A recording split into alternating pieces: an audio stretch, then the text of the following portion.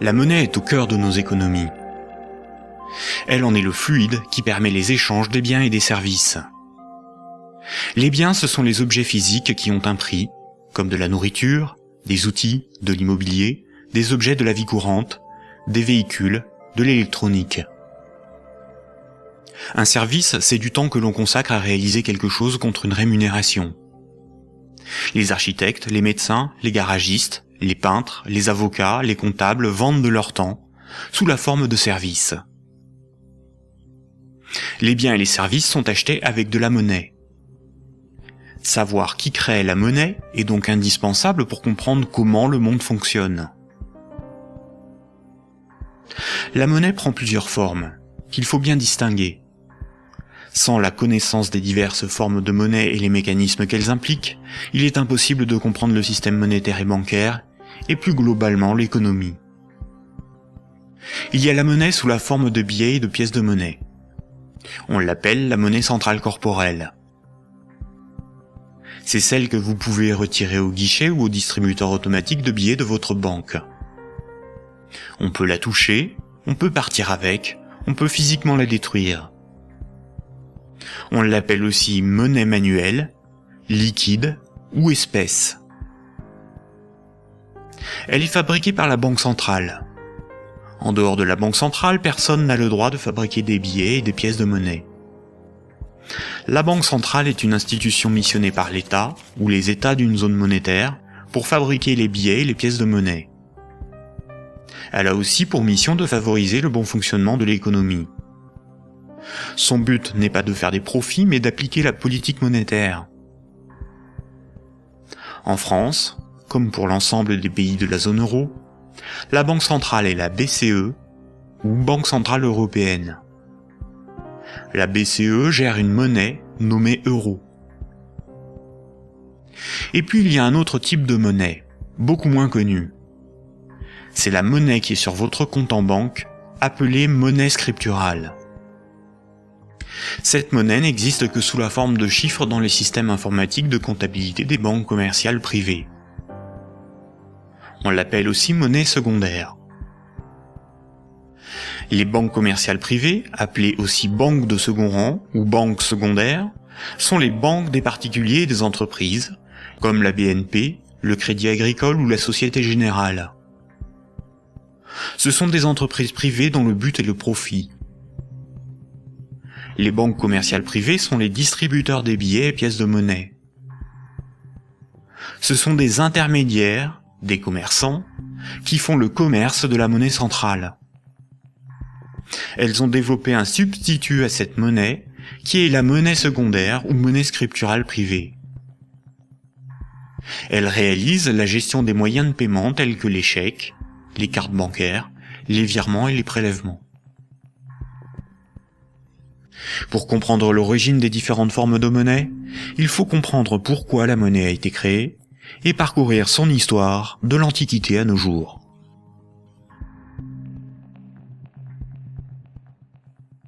L'histoire de la monnaie s'étale sur des milliers d'années. La plupart des gens pensent que la monnaie remplace le troc. Le troc est le fait d'échanger un bien contre un autre. Par exemple, lorsque Paul et Jacques se rencontrent, Paul voudrait échanger 5 salades contre 10 kilos de pommes de terre. Sauf que si Jacques n'accepte pas de salade en échange de ses pommes de terre, il accepterait quelque chose d'autre, une denrée dont tout le monde a besoin.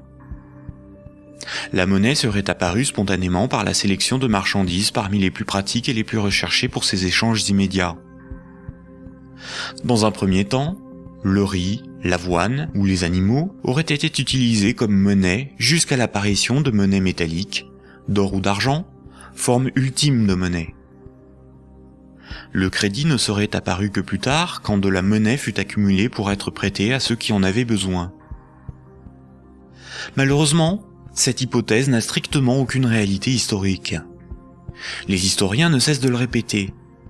Ce n'est pas le troc qui apparut en premier, mais le crédit, c'est-à-dire la comptabilité des dettes, bien avant l'apparition de la monnaie. Le troc n'a pour ainsi dire quasiment jamais existé. Imaginons des paysans de l'Antiquité. Paul produit des salades qu'il récolte au printemps, et Jacques produit des pommes de terre qu'il récolte à l'automne. Jacques va emprunter 5 salades à Paul au printemps. Jacques doit l'équivalent de 5 salades à Paul. Ce n'est qu'à l'automne, 6 mois plus tard, que Jacques va le rembourser en lui donnant 10 kilos de pommes de terre. C'est la confiance qui permet ces échanges différés. On peut dire que Paul et Jacques se font confiance. Ils partagent un même principe moral qui est qu'une dette doit être honorée. Cela leur permet de se faire crédit. Quand Jacques demande des salades à Paul, il se sent redevable envers Paul. Jacques ne sera libre que quand il aura remboursé Paul des jours, des mois, des années plus tard, car il a une dette envers lui. Les hommes pouvaient se prêter des outils, des animaux, s'échanger des biens, mais aussi des services. Au-delà d'un certain volume d'échanges, la parole donnée ne suffit plus à garantir la confiance, il faut consigner par écrit. On invente l'écriture. Alors il faut apprendre à lire, écrire et compter. On invente l'école. Il faut aussi avoir confiance dans la quantité, mesurer ce que l'on échange. On invente les étalons et la métrologie. Enfin, il faut aussi avoir un arbitre en cas de litige. On invente les tribunaux. Les communautés prenaient une unité de compte virtuelle, ou un étalon, pour donner un prix aux biens et aux services qu'ils s'échangeaient. Si 5 salades valaient 10 unités de compte, alors quand Paul donnait 5 salades à Jacques, il lui devait 10 unités de compte. On a retrouvé nombre d'objets servant de registre de dette. Des bâtons, des boules d'argile, des papyrus, des bouts de tissu, des figurines. Parmi les plus anciens registres figurent des centaines de milliers de tablettes d'argile de l'époque sumérienne, où étaient tenus des comptes et consignés des dettes. Ces tablettes étaient gérées par des temples proches des marchés. Personne ne pouvait empêcher les hommes de se faire crédit. Les unités de compte nécessaires à donner un prix à ce qui s'échangeait n'étaient qu'indicatives. Il n'est pas nécessaire de se procurer ou d'acheter des centimètres à chaque fois que l'on mesure ce que l'on prête à autrui. Durant plusieurs milliers d'années, il n'y avait pas de monnaie, juste la comptabilité des dettes des uns et des autres et des communautés entre elles. Ce n'est que beaucoup plus tard, environ 700 ans avant Jésus-Christ, que des souverains ou des castes régnantes ont imposé l'usage de monnaie comme moyen d'échange, sous la forme d'un objet dont ils s'attribuaient l'exclusivité de la production. Ils émettaient la monnaie, généralement des pièces d'or, d'argent ou de cuivre, payaient leurs soldats avec, et menaient des guerres pour conquérir de nouveaux territoires. Pour se procurer nourriture et équipement, les soldats imposaient par la force aux paysans et aux marchands cette monnaie comme paiement. Le pouvoir récupérait ensuite de cette monnaie lors de la perception des impôts.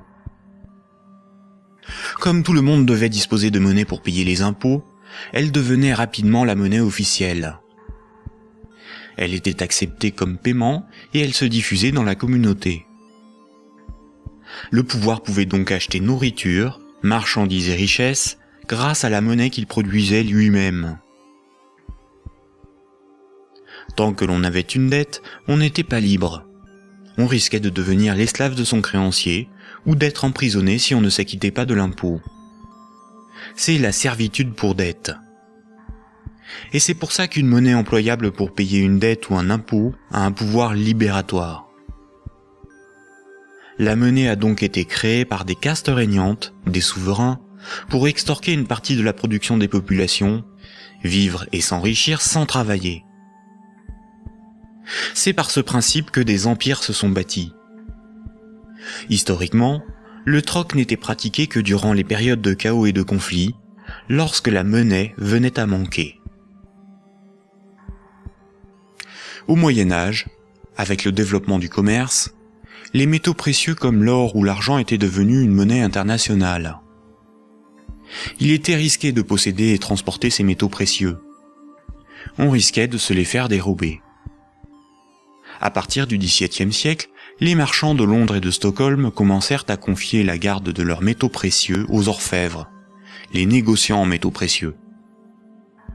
En échange, les orfèvres leur donnaient un reçu, un certificat de dépôt nominatif qui permettait à son détenteur de récupérer à tout moment son métal précieux.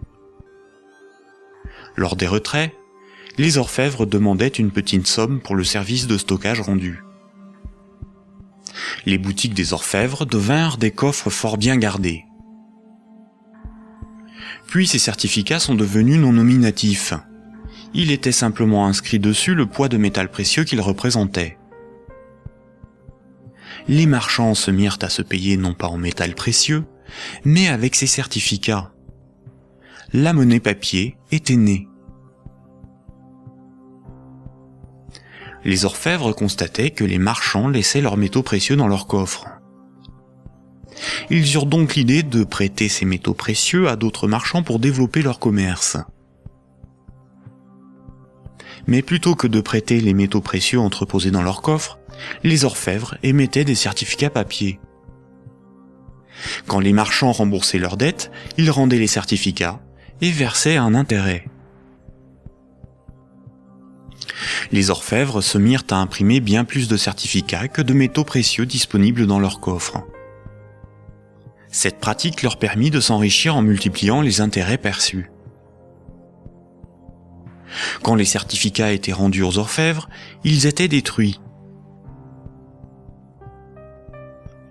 Comme le papier monnaie échangeable contre des métaux précieux était accepté par les marchands comme paiement, les orfèvres pouvaient en imprimer pour leurs propres dépenses et achats. Tant que les emprunteurs et déposants ne venaient pas tous au même moment demander l'échange de leurs certificats contre l'équivalent en métal précieux, leur petit tour de magie pour s'enrichir restait secret. Aujourd'hui, les métaux précieux sont remplacés par la monnaie centrale. Avec l'avènement de la République et de la démocratie, c'est l'appareil législatif qui rédige la loi au nom du peuple, et l'État, la nation, fait fabriquer sa propre monnaie par la Banque centrale. La loi dit que tout citoyen est obligé d'accepter non pas des métaux précieux, mais de la monnaie de l'État comme règlement d'une dette. C'est ce qui donne son cours légal à la monnaie de l'État. Cette monnaie est dite fiduciaire, du latin fiducia, qui veut dire confiance. Sa valeur est liée à l'assurance qu'on peut échanger des biens et services avec cette monnaie. Rappelez-vous, quand un marchand déposait des métaux précieux chez l'orfèvre, il lui donnait l'équivalent en certificat de dépôt. Plus tard, le marchand pouvait retourner chez l'orfèvre et récupérer ses métaux précieux contre ses certificats. Aujourd'hui, quand le client d'une banque dépose des billets sur son compte, la banque le crédite.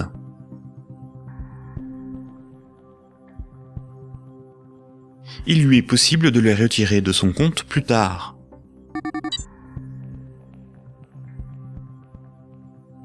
La monnaie secondaire, ou monnaie scripturale privée, est l'équivalent des certificats de dépôt des orfèvres. Tout comme le certificat de l'orfèvre est une reconnaissance de dette de l'orfèvre envers le marchand, un compte bancaire est une dette en monnaie centrale de la banque envers son client.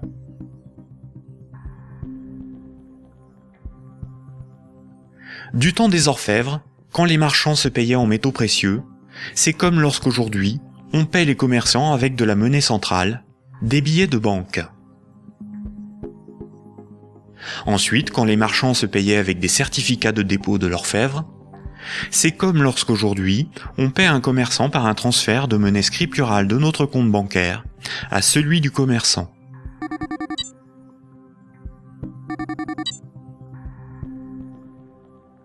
Rappelez-vous aussi que quand l'orfèvre faisait crédit, qu'il prêtait des métaux précieux, il émettait bien plus de certificats de dépôt que de métaux précieux disponibles dans ses coffres. Quand les marchands le remboursaient, il détruisait ces certificats. C'est la même chose aujourd'hui avec la monnaie scripturale privée. Quand une banque accorde un crédit, elle crée de la monnaie scripturale sur un compte à partir de rien.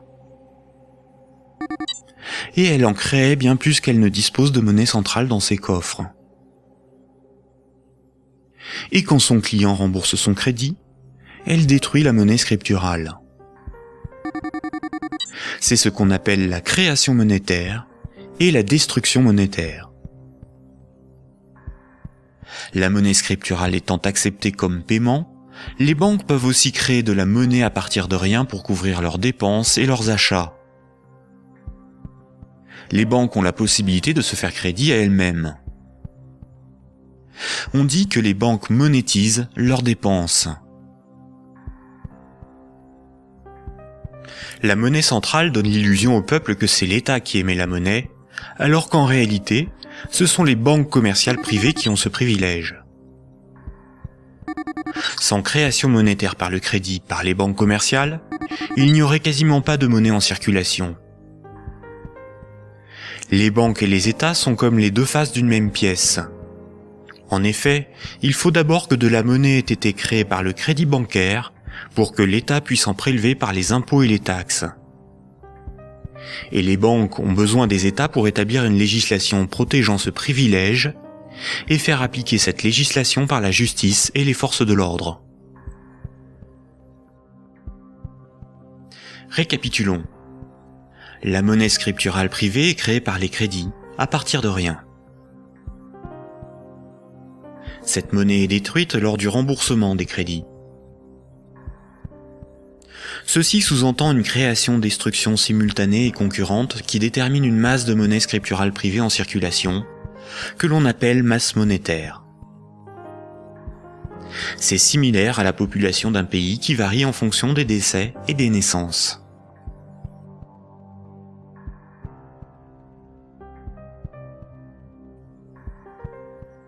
Trois citoyens et un banquier échouent sur une île déserte au beau milieu de l'océan.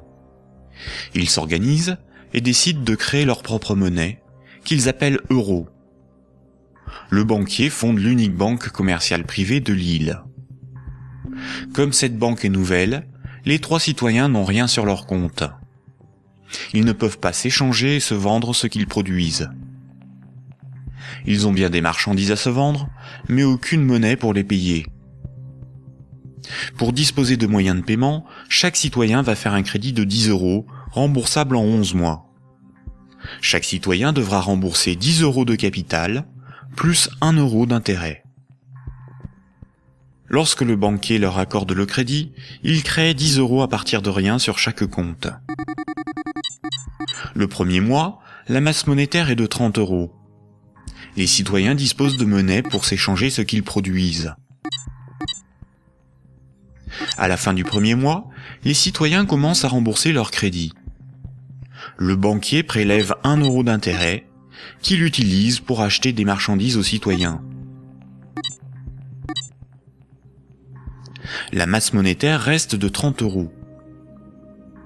À l'issue du deuxième mois, le banquier efface 1 € du compte de chaque citoyen.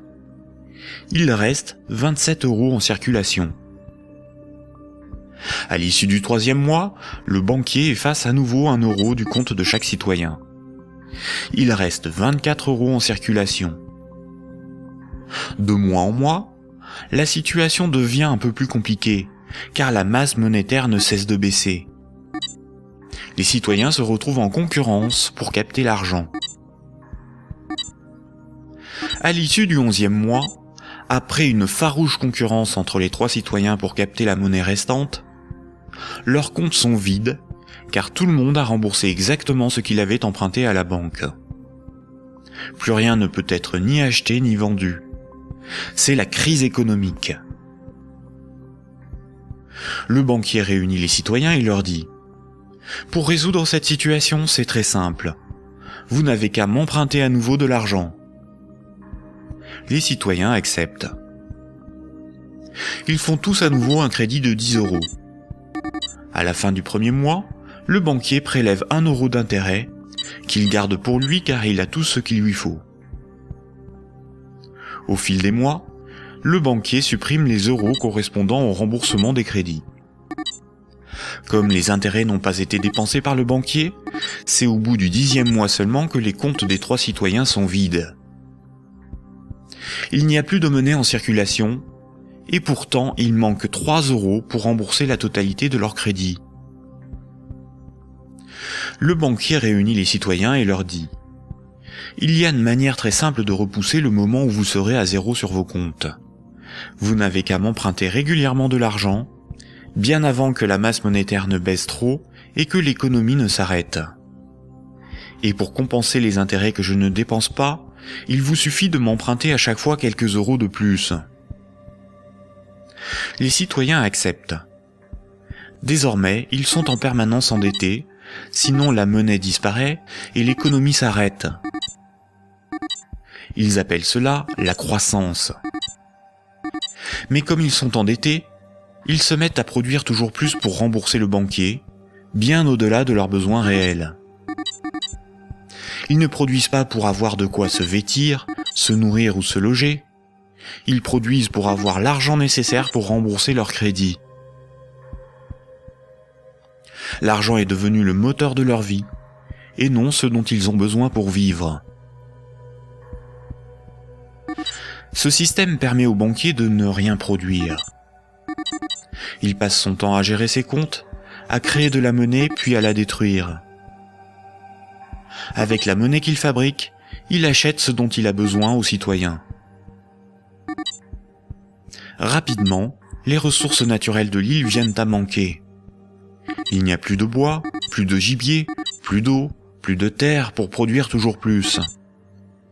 La croissance a épuisé les ressources naturelles et détruit l'environnement.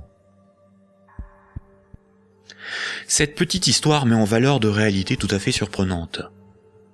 D'une part, les sommes dues aux banques sont globalement supérieures aux sommes disponibles pour les rembourser. D'autre part, si tout le monde remboursait ses dettes, il n'y aurait quasiment plus de monnaie en circulation dans le monde. Tous les comptes seraient vides, tous les billets et pièces de monnaie disparaîtraient. Le système monétaire fonctionne comme un système pyramidal. Pour payer les crédits en cours de remboursement, il faut que de nouveaux crédits soient accordés. Sinon, la monnaie se raréfie et certains emprunteurs sont dans l'incapacité de rembourser leurs crédits.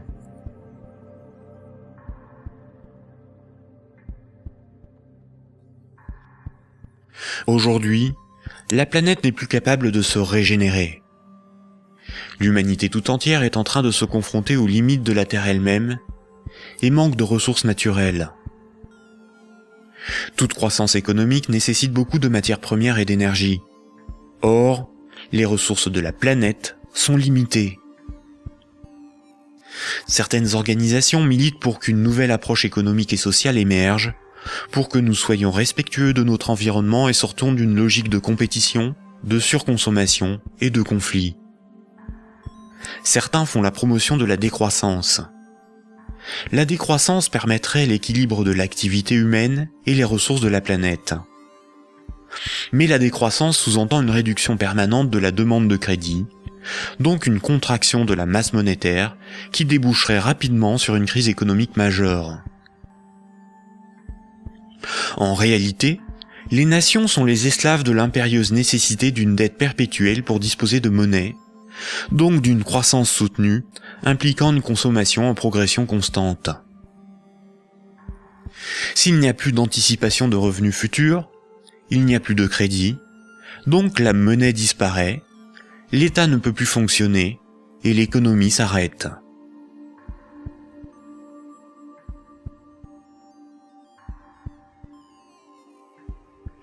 La monnaie en circulation est créée par les banques contre intérêt lorsqu'elles accordent des crédits et détruite lors du remboursement des crédits. Ce cycle monétaire garantit aux banques une rente perpétuelle. Les créanciers sont les banques et le secteur financier, et les débiteurs sont le reste du monde. Notre système économique n'est en rien libéral, puisque nous sommes dépendants des banques pour réaliser le moindre échange économique. Nous ne sommes pas libres de ne pas être endettés. La rareté de la monnaie organise la concurrence entre les individus, entre les entreprises, entre les nations. Les banques créent la monnaie en fonction de leurs propres intérêts et non en fonction de l'intérêt général. Les conflits armés sont plus lucratifs que la diplomatie. La concurrence, plus dépensière que la coopération. La spéculation plus rentable que le social. Si les banques pouvaient nous vendre l'air que l'on respire, elles le feraient. Pour certains philosophes des siècles passés, voici l'ordre naturel des choses. Le divin représente l'ordre supérieur. L'ordre moral est guidé par le divin, par le sacré. L'ordre politique est guidé, lui, par la morale. Et la finance, elle, est au service de l'ordre politique. Mais si la monnaie n'est plus le reflet des échanges économiques de ceux qui créent les richesses réelles, mais le moyen par lequel ces richesses réelles sont échangées, l'argent devient le maître du monde. Une inversion des ordres s'opère. Le divin est remplacé par l'argent. N'a de valeur que ce qui a un prix. Les marchés font office de morale. Rien ne doit enfreindre les lois du marché, bénéfiques pour l'humanité. La finance est au service des marchés. Les financiers sont les nouveaux prophètes. Ils défendent l'immanente main invisible. La politique et l'État sont au service de la finance, car ils en sont dépendants. Ils sont forcés de défendre les intérêts de la finance au détriment de ceux des peuples. Frédéric Bastiat, économiste politique au XIXe siècle, disait ceci. Quand le pillage devient un moyen d'existence pour un groupe d'hommes qui vit au sein de la société, ce groupe finit par créer pour lui-même tout un système juridique qui autorise le pillage et un code moral qui le glorifie.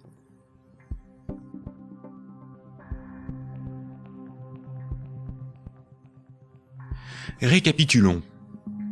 Voici les points importants qu'il faut retenir.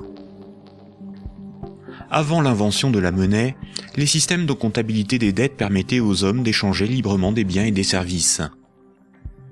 Il était simplement noté ce qui était donné ou les services rendus, à qui et quand, de sorte à s'assurer que chacun donnait autant qu'il recevait. Les hommes se faisaient confiance, c'est ce qui leur permettait de se faire crédit. C'est environ 700 ans avant Jésus-Christ que la monnaie a été créée comme un outil de domination au service de souverains ou d'États. Le souverain payait ses soldats avec une monnaie qu'il fabriquait lui-même. Les soldats forçaient les paysans à accepter cette monnaie comme paiement. Le souverain s'assurait que personne d'autre ne produisait cette monnaie. Les faux monnayeurs étaient sévèrement punis. Le souverain levait ensuite un impôt dans sa propre monnaie. Les paysans étaient donc obligés de se procurer de la monnaie du souverain pour payer leurs impôts et éviter de finir esclaves, emprisonnés ou pendus. La monnaie permettait donc au souverain de payer son armée, de maintenir l'ordre par la violence et d'extorquer des biens et services à ses sujets. Dès lors, le terme de dette a été progressivement dévoyé. On disait que ceux qui ne payaient pas leurs impôts avaient une dette envers le souverain. C'est faux. Pour qu'un sujet ait une dette envers le souverain, il aurait fallu que le souverain lui ait d'abord donné quelque chose de valeur. Or, le souverain exigeait avec violence et sans contrepartie de la monnaie qu'il était le seul à fabriquer. Le mythe de la monnaie remplaçant le troc masque le fait que celui qui a le pouvoir de créer la monnaie peut s'approprier le travail d'autrui sans contrepartie. De nos jours, les institutions qui créent la monnaie sont les banques commerciales privées dont le but est le profit. Elles créent la monnaie lorsqu'elles accordent des crédits, et elles détruisent la monnaie lorsque les emprunteurs remboursent leurs crédits. En fonction de leur bilan, les banques créent aussi de la monnaie à partir de rien pour leurs propres dépenses. Quand, par exemple, on demande du pain à quelqu'un, il est bien normal de le lui rendre plus tard. On a une dette envers cette personne. C'est la morale qui nous dicte ce comportement, à juste titre. Mais quand une banque fait crédit, elle ne prête pas l'argent qu'elle possède. Elle le crée à partir de rien. Quand un emprunteur est endetté vis-à-vis d'une banque, la banque ne lui a rien donné. Elle exige pourtant qu'on lui rende quelque chose qu'elle ne possédait pas avant d'accorder le crédit, majoré d'un intérêt pour le service rendu. C'est parce que la loi protège ce privilège qu'elles peuvent contraindre les emprunteurs à rembourser leurs crédits, quitte à saisir leurs biens et à les envoyer en prison. Il s'agit là d'un rapport de force. Les soi-disant dettes issues des crédits bancaires sont un moyen par lequel les banques extorquent une partie de notre travail contre une création de monnaie temporaire. En associant la notion de dette avec le crédit bancaire, cette pratique a été moralisée et donc normalisée.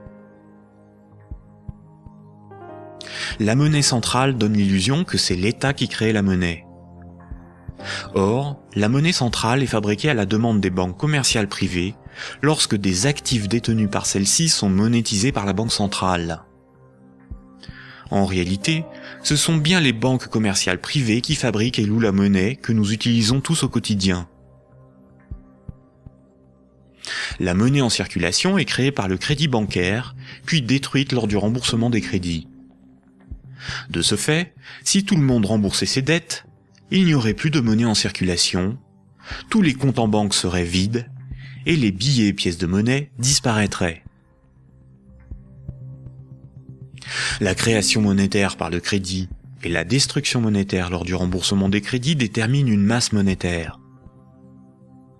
La variation de la masse monétaire est similaire aux variations de la population d'un pays en fonction des naissances et des décès. Quand la masse monétaire diminue parce qu'il n'y a pas assez de crédits accordés par les banques commerciales privées, il y a moins d'argent en circulation dans l'économie, car la monnaie est détruite par le remboursement des crédits en cours. Chômage, pauvreté, précarité, faillite d'entreprises et endettement des États se développent rapidement. Dans un tel système, la croissance est vitale pour l'économie. Les entreprises, les particuliers et les États s'endettent auprès du système bancaire pour assurer une augmentation constante et exponentielle de la masse monétaire. S'ils n'empruntent plus, ou que les banques n'accordent plus de crédit, comme c'est le cas depuis la crise financière de 2008, la monnaie disparaît à cause de la destruction monétaire et une grave crise économique survient rapidement. Sans dette, il n'y a pas de monnaie. Sans monnaie, il n'y a pas d'économie, les nations ne peuvent pas s'échanger ce qu'elles produisent. Donc sans dette, il n'y a pas d'économie. Ce système oblige l'ensemble de la société, des États, des nations, à être perpétuellement endettés et donc à enrichir les banquiers et la finance simplement pour disposer de monnaie pour leurs échanges économiques. C'est par ce principe que le système bancaire a servi le monde économique à son profit, sans contrepartie productive. Chaque crédit sert à acheter une maison, une voiture, une télévision, et induit la consommation d'énergie et de matières premières pour leur fabrication. La nécessité de toujours plus de crédit provoque la destruction de l'environnement, le pillage des ressources de la planète, la surproduction, la concurrence et le consumérisme. Tant que chaque unité de monnaie, chaque euro, sera issu d'un crédit bancaire, les banques gouverneront le monde et l'humanité pillera la planète et détruira l'environnement pour enrichir l'oligarchie financière. Imaginons ce que serait la monnaie du futur. Imaginons un micro-pays avec 2 citoyens. Paul et Jacques se rencontrent. Leurs comptes sont à 0. Paul a fabriqué une chaise. Il la vend à Jacques 10 unités de compte.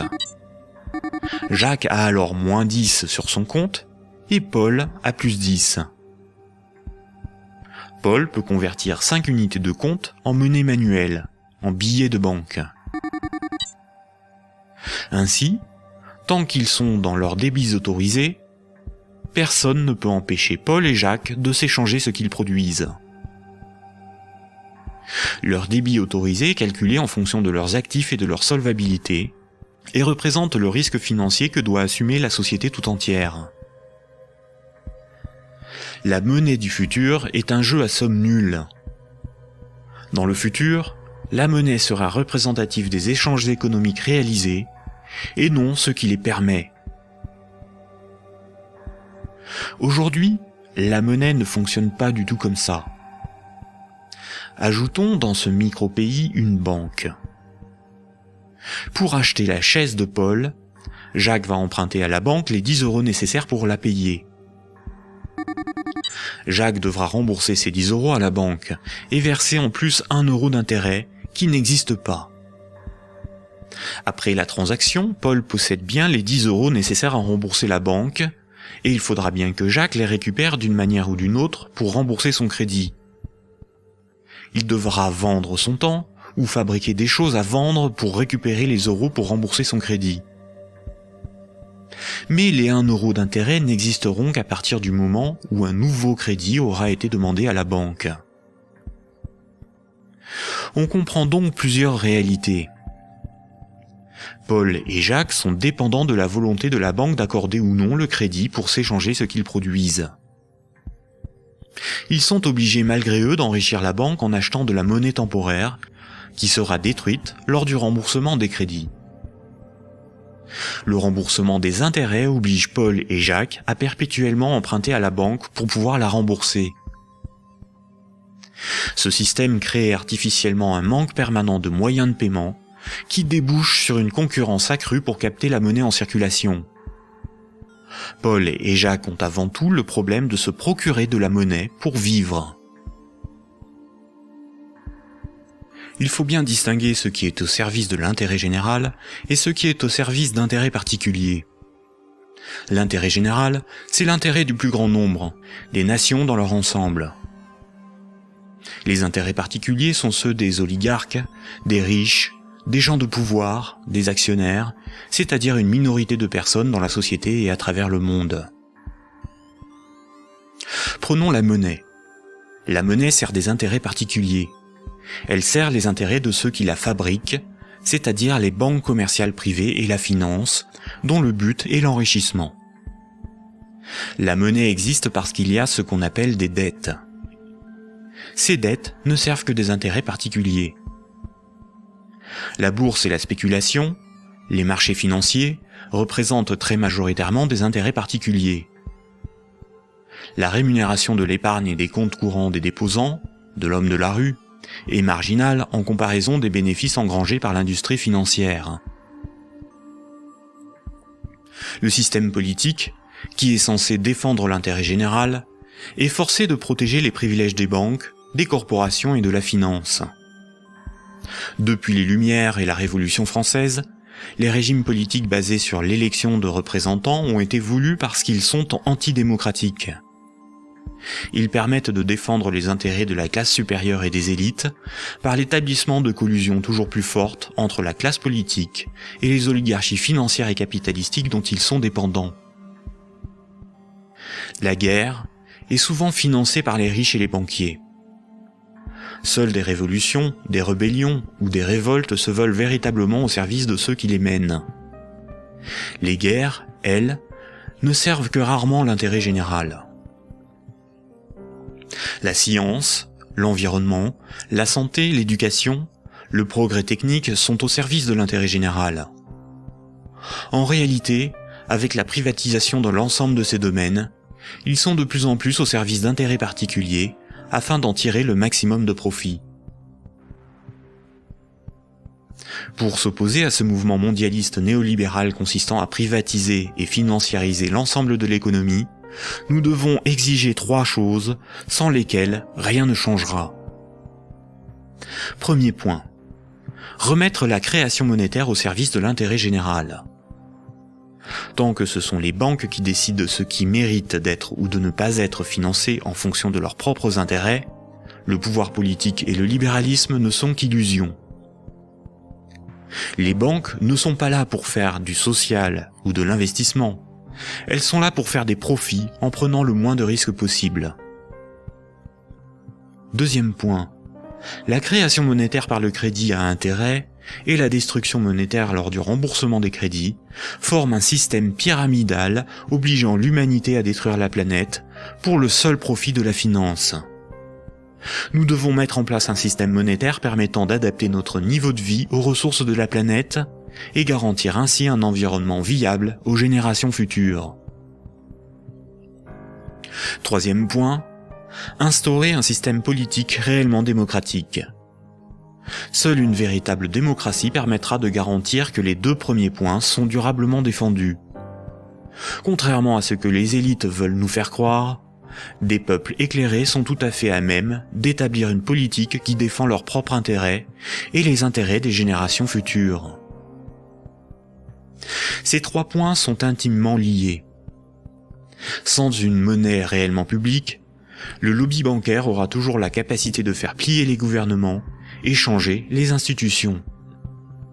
Un régime réellement démocratique, où c'est le peuple qui vote lui-même les lois, permet à la nation de s'opposer à toute privatisation de la monnaie et est la garante du maintien de la finance au service de l'intérêt général.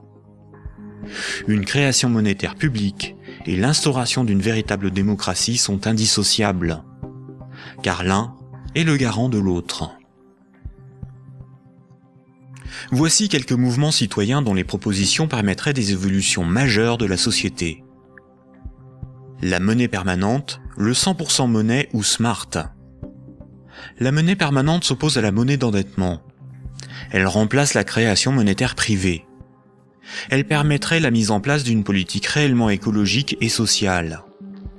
Accompagnée d'une véritable démocratie, elle rend leur souveraineté monétaire aux nations. Les systèmes d'échange locaux. Les CEL sont similaires au système de comptabilité des dettes sans monnaie de l'Antiquité. Ils sont totalement indépendants de l'euro, contrairement aux monnaies locales ou complémentaires. Si une monnaie locale ou complémentaire est créée en échange d'euros donnés à l'organisation qui les gère, elle ne provoque qu'un protectionnisme marchand à petite échelle. Le revenu de base est le dividende universel. Tout en bouleversant les rapports sociaux, il impose de repenser la notion de travail, de justice, et induit une refonte du système monétaire pour être appliqué à grande échelle. Le tirage au sort. Un parlement non élu, mais tiré au sort dans la population est un système par nature démocratique, incorruptible et parfaitement représentatif. Il s'inspire de la démocratie athénienne et des jurys populaires, évite les dérives électoralistes et institue l'impuissance des lobbies. La démocratie directe. Il s'agit de faire voter les lois par référendum.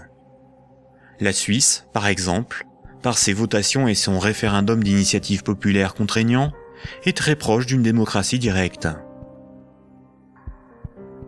À nous de sensibiliser nos proches, nos concitoyens, nos décideurs, nos élites, sur les fondements du monde d'aujourd'hui, et de faire la promotion de ces alternatives économiques, financières et politiques essentielles au monde de demain.